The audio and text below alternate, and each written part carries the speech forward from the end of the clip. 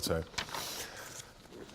So Otto, Master Trust like Nest will clearly be dealing with the savings of many of the people experiencing a 100-year life in the future. What's the perspective from the point of view of you and your members? Oh, thanks, Graham, and thanks for giving me a moment or two to settle onto the sofa here before I start. I mean, first I'd like to thank Lynda. I mean, I thought it was fascinating. I think you were wrong, though, in one point. I thought you No, you said 60 was the new 50. 60 is the new 40.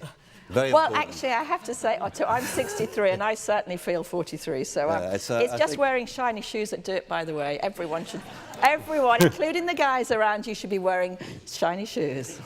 Is it okay if you do something with your socks? Yeah, shiny socks will do it, yeah. Okay. Yeah. And the other thing I was struck by was the chairman's introduction when she was talking about 1973. Because 1973, of course, for me was the year before I went to university. Then I was thinking about Blade Runner. Yeah. How did I get to Blade Runner? Well, I went to see Blade Runner 2049 on Monday night.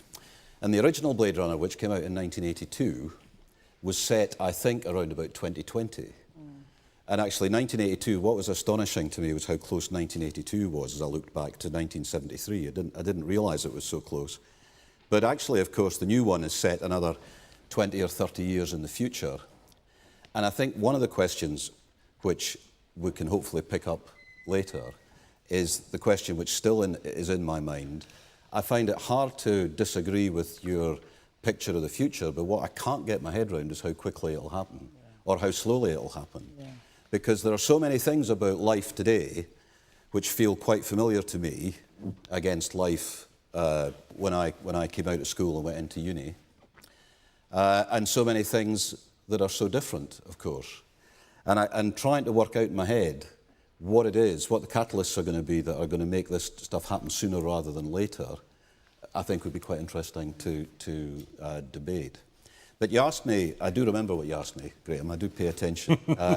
Thank you, what about Nest? Well, of course, if you look at the Nest membership, we have a very large number of people now saving with us. Median income for our savers, for our members, is around £18,500 a year.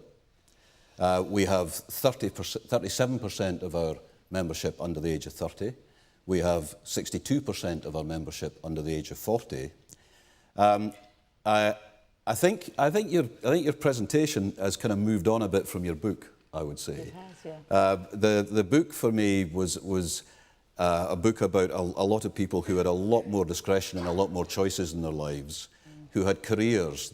Most of my members have jobs. Yeah. And it's a very different kind of world they're living in. And I was struck also that actually many of the challenges that you talk about, with the greatest respect, could be the challenges of an 80-year life, as well as the challenges of a 100-year life. I mean, if you take away what was still the norm when I was coming into the workplace in the late 70s, the mid-70s, which was an employer-supported defined benefit scheme, which essentially offered me and promised me continued salary payments really forever. That was the way it felt. And you replace that with something where the responsibility is far more on the individual to think about their own position and to understand where that position's going. I think that in itself created many of the challenges that you talk about in terms of what the package of solutions that we have to come up with need to look like. And I was struck, you may not have seen it yet, but the FCA have just published another big wodge of stuff, but it's all about financial lifestyles, and it's research into how people are living and the state they're in. And there's some really interesting stuff in there, actually, I thought. Just a few statistics out of there. 69% of people over 75, they classify as vulnerable in terms of their personal financial affairs. 50% of the total population in the UK demonstrate some aspects of vulnerability in terms of their financial position. 4 million people in the UK have failed to be able to pay 3 or more of their bills in the last 6 months.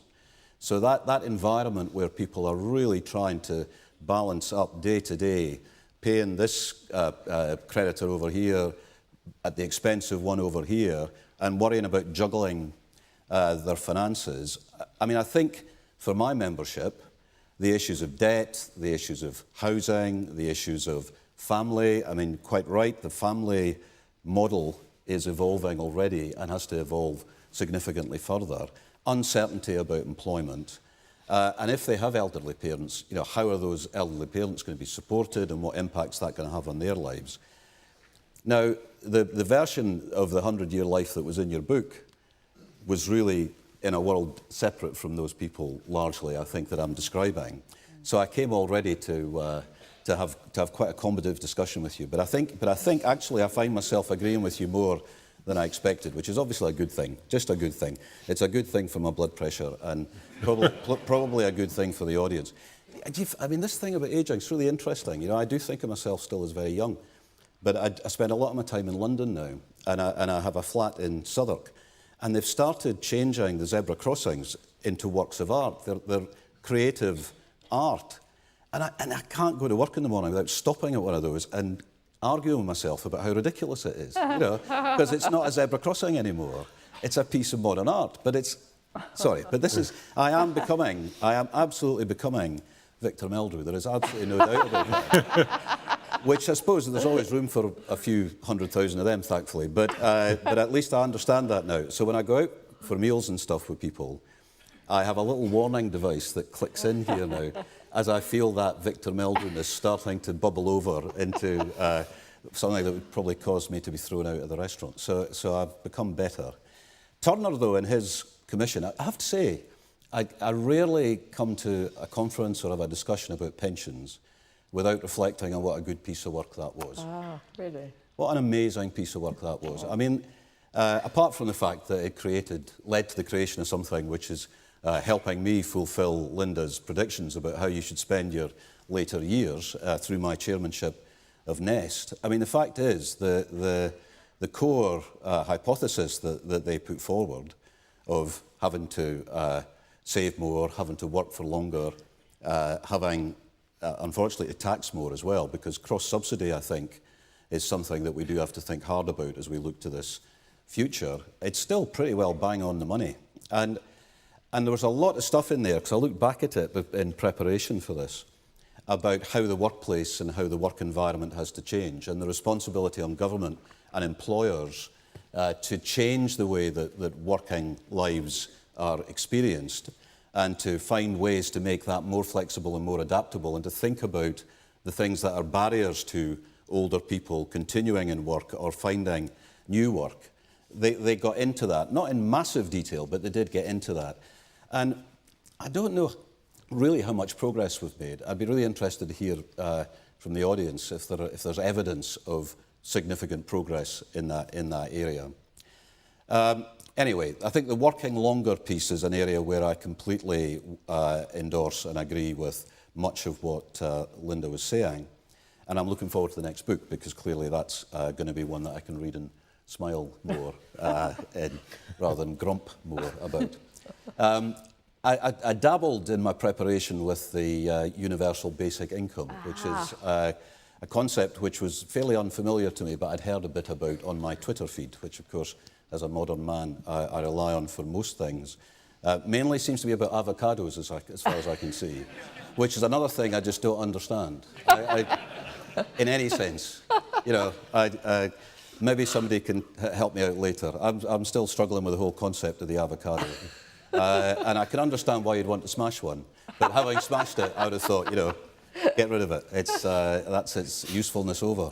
But actually, the more I think about the universal basic income, I don't know that we're ready for it just yet. One statistic I found was that if you wanted to give everybody £4,000 a year, it would put 3p on the income tax rate if you scrap personal allowances. And I don't feel any government, I was going to say today, I would say in the next 20 years, is suddenly going to discover this confidence to start being radical in that sort of way. But the stuff around retaining people, retraining people and recruiting people, which was wrapped up in a piece that DWP published earlier this year on fuller working lives. I think the energy that has to go into that seems to me an obvious piece that we need to work harder at and push further on. And on my notes here, I said, Andy might want to say more about that. He may well want to. Maybe later, I think. And my final point before I finish, clearly with Nest, we're building up a huge membership. We have almost 470, 480,000 employers using our platform now. It's a huge step forward. I mean, I came along late to this. I've only been involved with it for 2 years. I have massive respect for the consensus in the policy space and the political consensus that was held together to allow the whole pension reform piece to happen, and for auto-enrolment to go as far as it's gone. But it's a classic half full or half empty adventure at the moment, because yes, we have been hugely successful as an industry and and in the political system in improving and increasing the level of participation that there is in pension saving. But the adequacy issue, the level of saving, is clearly, an enormous challenge ahead. And we are at the moment creating millions and millions and millions of tiny pots of money, which without massive progress over the next 10 or 20 years are not going to achieve what we hope can be achieved. But it's a very important start, and it's a connection, albeit a connection at the moment that's a little one way. I mean, I'm very conscious with the Nest, for example, that the whole point about behavioural economics was that there's been a debate raging since the professor got his Nobel Prize about whether auto-enrolment is a nudge or whether it's a big shove. I mean, in truth, the level of awareness that people have of the fact that they are saving, and the level of awareness that people have of how much they're currently saving is very, very, very low. So I'm not getting too carried away just yet, but there is a connection there, or at least an embryonic connection there, which I think has the potential to be something really important as we try to develop a dialogue with people about what they should be thinking about and where their lives might be going.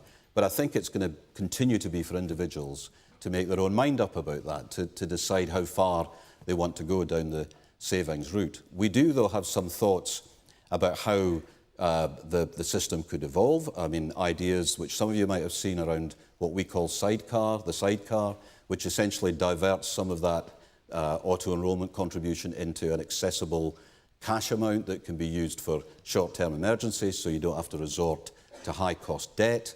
And the idea that perhaps this vehicle could be seen as something more immediate and more something that could be useful to people in the shorter term rather than in this indefinite future, I think could be an important support to pushing through phasing and maybe higher levels of contribution in the future. But there's much to debate before we get there.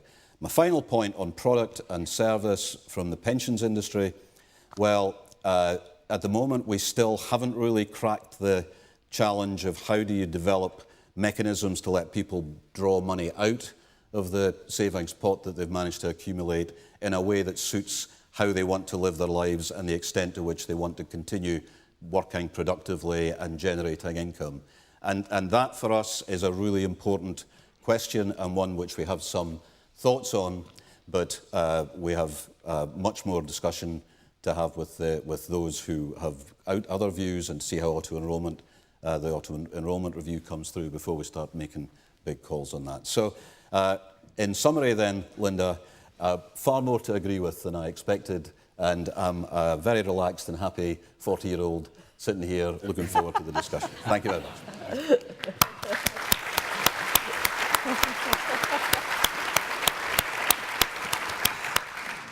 Otto, thank you very much for that very wide-ranging response there, and I'm very pleased to see that Lynda's presentation has kept your blood pressure under control. I'm totally relaxed. Excellent news. I'm going to open it up to questions from the floor in a moment, so please start getting ready. Before I do, though, Lynda, I wonder if you wanted to respond to the question that Otto posed at the start, really, which I think was about how quickly or how slowly we might see change, and what is going to drive the pace of that change. Yeah, I think it's such an important point that you made, and I agree with you that it's quick and slow. I haven't seen the new Blade Runner. I mean to see it. Did you enjoy it? Absolutely, yes. Yeah, I've seen it twice. Oh, okay. I should just leave now. but if you remember from the last time around, Blade Runner 1, it was so futuristic, and yet at the same time they hadn't realised that you'd have a mobile phone. I think he had to go to talk to, and had to go. So it is hard for us to predict the future. Some things do happen very quickly. One of the things that we think is going to happen quickly is ageing societies. I know in the UK we sort of have a handle on that, but I don't think people realise that actually the majority of people who are over the age of 60 are not living in developed countries. They're actually living in developing countries. And so the aging of the world is going to happen extremely quickly. But some technological areas are going to be rather slow. I think all of us are slightly, we wonder why the technology hasn't happened faster than it has. So I absolutely agree with you that you do get some things you don't. I was very surprised when we did the research on aging around the world, how fast some countries will age. I had really seen Japan as being far out there, but actually it just happens to be the first. It's not unique. But other things are very slow, and annoyingly slow in some cases, yeah. Particularly organisational. I agree with you, by the way, and I think Adair's work was fantastic. I'm seeing him just tomorrow. I shall tell him that. No, because he'd be, it was a wonderful piece of work. And I agree with you that the points that he made about what corporations could do, corporations have been so slow to change. I just sort of give up, really. Part of the group that I speak to is the HR function. That's my sort of constituency. And oh my God. I thought you said you're an optimist. I'm not optimistic about HR, no. Well, and I've told them that, by the way. I'm not telling you anything that I haven't already said to them. We will have several people from the HR community in the audience, I suspect. So that they will only agree with me, I know. If any of those want to agree with you, or equally come back on Otto's question earlier about change in employment practice that's going on at the moment, please do feel free to make a comment as well as ask a question. Start questions from the floor. I've got number 1 there, please, and then number 2. I'll take those 2 together if that's okay. Thank you. John Pantor, Greater Manchester Pension Fund. Thank you for the brilliance of all the ideas, and I should be sending some emails tomorrow to people. Just one comment and a question. Greater Manchester are doing a lot of work on employment for older people, both through the Ageing Better charity, through the Greater Manchester Ageing Hub, etc., and now, of course, supported by Mayor Andy Burnham, so I hope there'll be lots of ideas, Chair. But I think the issue you raised and the response you gave to the question on the unhealthy life expectancy and so on, we all tend to hear from the media about the 100-year-olds. The onset in that bottom group, with 11 or 12 years less longevity, is that onset of unhealthy life expectancy is early 50s. We talk about the cost of the NHS, but there's a cost to pension schemes, of course, in ill health retirement. And I've never seen figures, really, if we really solved that and got pushed up the start of unhealthy life expectancy and possibility of ill health retirements, what that would yield. I think it would actually outweigh the cost of some people living a little bit longer at that end. Yeah. Thank you. I'll take question 2 It's really at the same time, if that's okay. Charlotte Moore, freelance journalist. It's on a similar theme, actually, and it's a point that actually Lynda and Otto, I think, are more united in the view on state pension age than they may think at first, in that if you are talking about people who are represented by Otto, who haven't necessarily got the possibility of a long portfolio career ahead of them, is it realistic to expect those people to also have their state pension age increased upwards? And how do you help that group of people to retrain and remain productive in society for longer? Should we have variable state pension age, or is it just more about putting more policy effort into retraining? Okay, so questions there about the onset of unhealthy life expectancy, particularly among some poorer groups, and the implications for state pension age. Lynda, do you want to go first? Well, just a couple of points on that. Firstly, thank you so much for drawing the attention to Greater Manchester. Actually, when I'm around the world, people talk about Manchester. So you are at the World Economic Forums. I'm a member of the World Economic Forum's Council on, and they look a lot at cities, and Manchester is one of the cities that is getting a lot of attention. So actually, if you look at at what scale should interventions be made, I think the city is a very smart level of intervention. I think it's very difficult to intervene at the level of the country, much easier to intervene at the level of the city. So thank you for drawing our attention to that. I think the state pension, I'm so pleased I'm not a member of the government for so many reasons, but one of the many reasons would be because this is such a difficult question. I think Charlotte, thank you so much for it. It's a really tricky one, and I'm not an expert on pensions, but the more research we do, the more it's obvious that, exactly as I said earlier, the worst possible scenario is that you push the pension age up, and there's a whole group of people who never retire.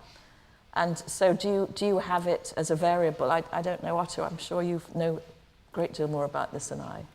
Well, I certainly don't know how you solve the political issue around it. Yeah. I mean, I meant to say how pleased I was that you were putting so much emphasis on a subject which demands long-term thinking in terms of its solution. And I think the frustration I find, and I mean, I'm definitely getting, there are some things you get too old for. And I think, having been in the industry for 40 years, being aware of the difficulties that were coming. I mean, I'm not saying that it was that in my 20s I realised, but this is not new news, any of this. This is stuff we've been grappling with for so long. Yeah. And the issue, as far as I can see, on the state pension age is predominantly around the balancing of the long-term financial forecasts, and there are so few things that are available to governments to levers to pull that are going to make any significant difference. Yeah. And after the financial crisis, that idea of being able to run some sort of economic, sustainable, balanced book meant that some of those levers that were available to pull, you have to start pulling. But you can't start pulling those too far without having some confidence that the mechanisms that are needed to provide the balance to mitigate the risk to the individual of those changes are starting to come through. And that's going back to Turner briefly, when he was writing 12, 13 years ago, we might have been in a slightly different place now. We might have been 10 years further down a track on creating an environment where there was some level of confidence that people could be in employment that they could do, that their health and their well-being would allow them to do, but I feel not. And I do feel we're very trapped at the moment. So I feel whether it's the cost of increasing health service delivery, or whether it's the challenges that may be coming through the headwinds, without getting heavily into a subject we've managed to avoid talking about, but Brexit is an issue which you can't ignore when you look at this. we had a whole paper into the government. But there's no doubt to the point. I mean, most of the discussion we're having around, it's interesting. It actually brings you back, Graham, to your targeting issue that I know you've been working on over the last couple of weeks. Now, I must admit, I haven't studied the content particularly closely yet. We'll talk about it later. Any minute now, but more and more, for me, you've got to start building up where sources of income are going to come from, and the state pension is part of that. Yeah.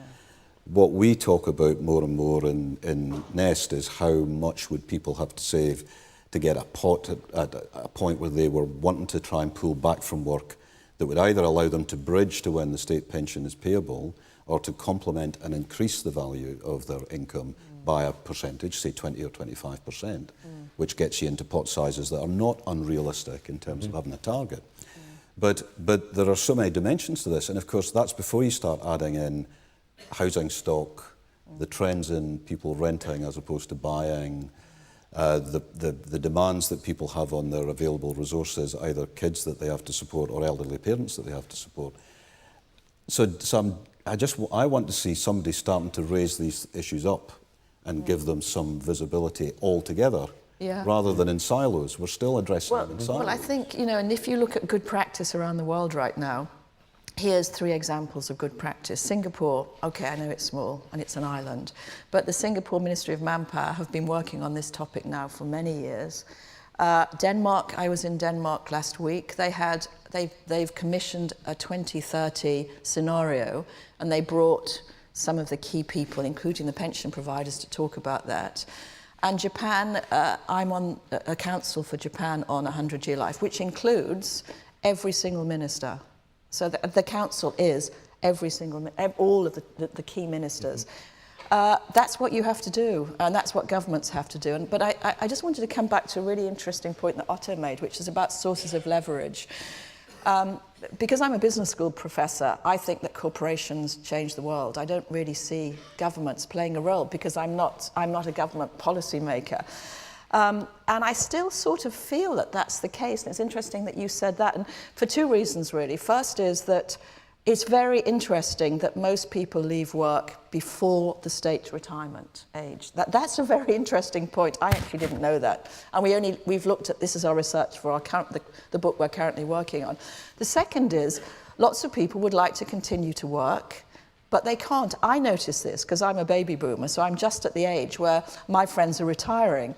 And the reason they're retiring often is the company has asked them to go.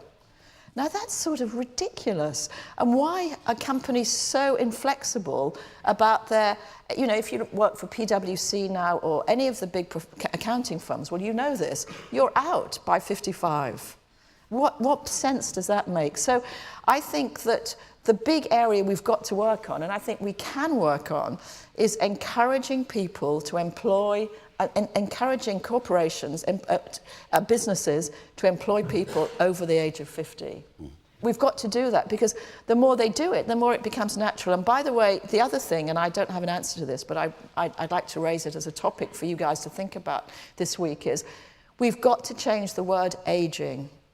When I write about it, because I'm basically a writer who sometimes talks, but I'm primarily a writer, I can't seem to find a word.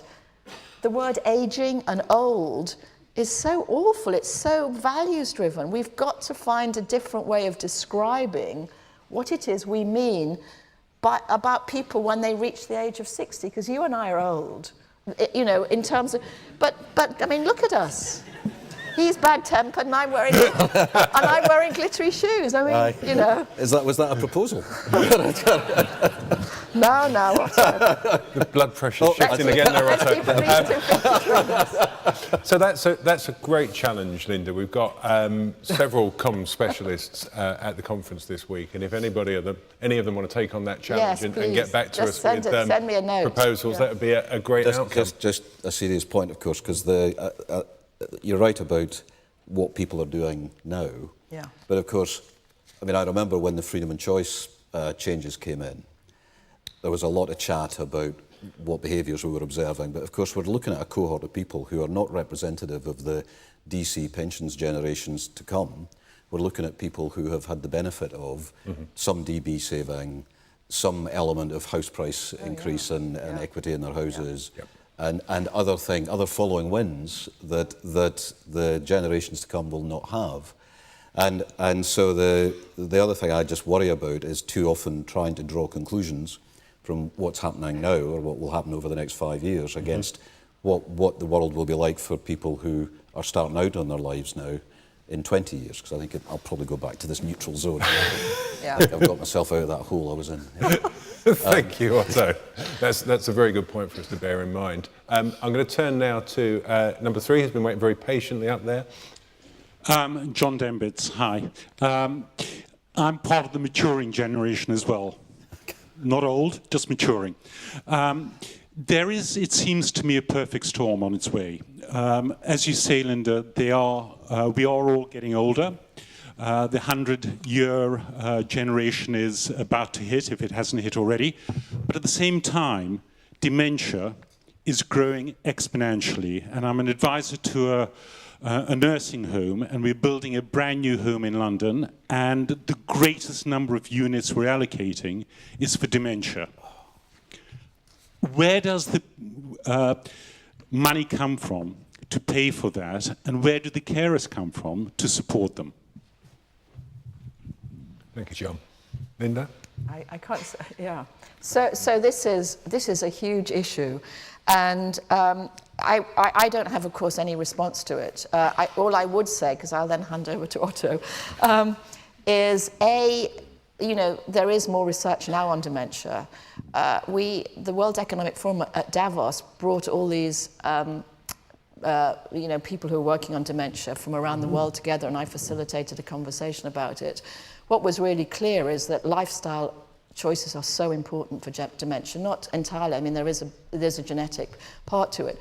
But, if you exercise, if you work longer, if you're cognitively active. And one of the challenges I have, and I have it as a writer as opposed to as a politician, because, of course, if I was a politician, I'd have to make a statement about this. But I'm just a writer, writing about it and teaching about it. And the truth is that we all know now what the implications of unhealthy lifestyles are.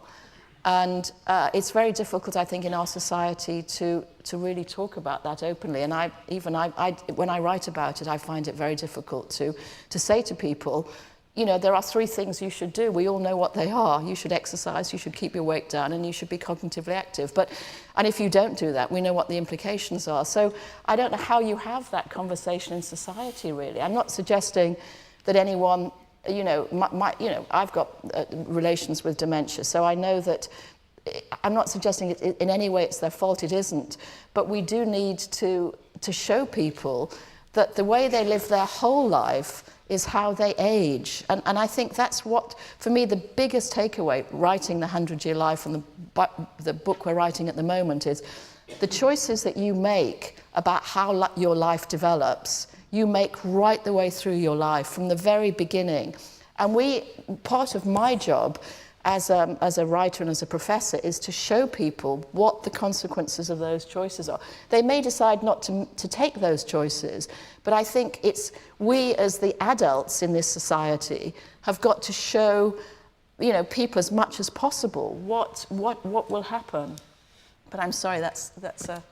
Well, I think I'll make 2 points. One as in my, if you like, my professional capacity as Nest chairman, and then the second just on a personal level, because I think, to be honest, this is something where you've got one as a personal point of view, and but I think on your point has broader implications, because again, going back to the technical issue around how people draw income from the retirement pots, many of the solutions that the retail pensions market offers now for people demand quite a level of engagement from them and an ability to make decisions, which, even if they're not suffering from the kind of decline you're describing, are quite difficult decisions to make. But as they get older, absolutely these decisions are beyond them. And I think we have to be realistic about how we can develop solutions which actually can help take away some of that risk. On the issue where the money comes from, this is an issue, a problem for the next 10 or 15 years, or right now. And I think the only way that you can address it is by raising revenue through taxation. I just don't see how you can avoid it. And that's a personal point of view, not a Nest point of view. It's just, I feel we have to accept that right now there are things happening around us in society which we're not dealing with well, and we need to start dealing with them well. Thank you. I've probably got time for 2 more questions, number 1 and number 4, which we'll take together, if that's okay. So question number 1, Richard Butcher, PTL, incoming chair of the PLSA, but I'm asking my question in my capacity as apparently, potentially, the future of mankind. You're wearing that very well, I think. Thank you. So I've been chairing a working group which has produced our Hitting the Targets consultation document, which we're going to be talking about tomorrow. And we completely and utterly agree with you that working longer is one of the only solutions that we've got available to us. But I suppose my question is a very practical one. The Industrial Revolution wasn't without pain. What practical steps do you think the industry can take to make it easier for people to work longer, other than just providing access to accumulated savings? Thank you, Richard, and I'll take the question at the back at the same time. Hi, it's Francis Goss here from AHC. Just a quick question to pick up on the narrative comment you made earlier on, Lynda. So we hosted an event earlier this week, and we wanted to get some genuine Gen Zs in the room to talk about their views on lifetime savings and pensions. One of the comments that they made is, look, we need to ban the word pension because the whole terminology around pensions just puts us all off. So these were graduates from Network Rail and also from, ironically, the Department of Work and Pensions. So the event we actually had, we had our colleagues over from Australia, and of course they have the term superannuation, and it's super for the Australians. But I think it's a great example of how language and terminology really does work very well to engage certainly the younger generation. Could you expand a bit more on your views on that narrative piece? So thank you there for joining the Lifetime Savings Association annual conference. We'll come back to that theme actually in a later session this afternoon. So a couple of questions there. One really about how we might avoid the pain that you might otherwise see in the transition to working longer. And one, I think, really picking up on your point, Lynda, about how do we narrate the future for people? How do we tell the story about what it's going to be like? Otto, do you want to? Well, I think on Richard's question, I mean, for me, it's about what more can we do with the product, if I to use that word. So the relevance of that and the way it fits with people's lives rather than the way it has to fit with 40 years of pensions legislation. Just using that as a proxy is the key for me, and I think. Some of the stuff I was talking about earlier in terms of the sidecar short-term savings component. I mean, I've worked with Step Change, the debt advice charity, for the 20, 30, 40 years building up to the point where people start thinking about winding down. That debt piece is going to be a common thread, and accessibility, I think, liquidity is something we need to think about. And then at the other end, something that relates to people far more directly in terms of the ease with which they can control the outflow. But beyond that, I don't have any secrets, and other than suggesting we call it super pension, which sounds like a great idea. Over to you, Lynda. Well, I'm going to take up the corporate as opposed to the pension piece on that, Richard. And I would say that corporations need to do three things right now. Number one, they need to think about age as a discrimination process. The things that people say about older people, they used to say about women, 30 years ago, and they don't anymore. It's just astounding how ageist the language in corporations is. We've got to stop that. Number two, we've got to bring in more flexible working. Companies have been very slow to adopt that. They don't use practices like job share, which I think is a fantastic idea. Very few people do. Very few companies have any sort of flexibility. We've got to do that. And number three, we've got to realise that people will move in and out of work. And I think this comes back to the pension issue, really, is that one of the biggest insights for us about writing the 100-Year Life was this notion of going from a three-stage to a multi-stage. And a three-stage has only got two big transitions, the transition from education to work and then the transition from work to retirement. And both of those are in lockstep. And what I mean by that is that everybody in your age cohort is doing the same thing at the same time. Once you move to multi-stage, which makes your job so much more difficult, people are going to transition more and more through different stages of their life, and B, they're going to do it outside of their age cohort. And what that means is that age doesn't equal stage. And you face that problem in the pension industry, we face it in the education industry, because we still think that people who want to be educated are from the age of 8 till 23, and we don't see anybody else being a big age education. So actually my interest is in lifelong learning, which we haven't spoken about particularly today, but I think that's actually the only way out, is that you have to build a society and government practice that actually reskills people right the way through their lives. And you have to narrate that, and I agree with you, we need a new narrative. And the one that I'm using most at the moment, which has gone down the most. It's interesting when you write a book to see what people pick up on. And the thing I loved about the book was intangible assets. And I've been rabbiting on about intangible assets, and I've sort of given up talking about it. Nobody's picked it up. But they've all picked up multi-stage lives. So it's obviously something that people really understand. I might have to rewrite, I might have to rechristen. Well, I'm having another go with it with my next book. I was out with a friend of mine last night for a meal, and I said I was coming up here today and that I would be sitting on the sofa with you. And he said, oh, I've read that book. He said, it's a really good book. He said, that's the one that goes on about intangible assets. You found one. I love it. True story. I'm so pleased. He must be the only person who's picked up intangible. I thought you guys would love it, honestly, but no, it's no luck at all. Well, that flashing sign down there tells me that we're out of time for this session, unfortunately. I could keep going for much longer, personally, as I'm sure the audience can. They'll have an opportunity to do so, though, down in the Learning Hub. Lynda's very kindly agreed to join us down there to take further questions during the refreshment break. I think that's a great start to our conference. Some big issues for us to get to grips with this week and beyond. And please join me in thanking Lynda and Otto.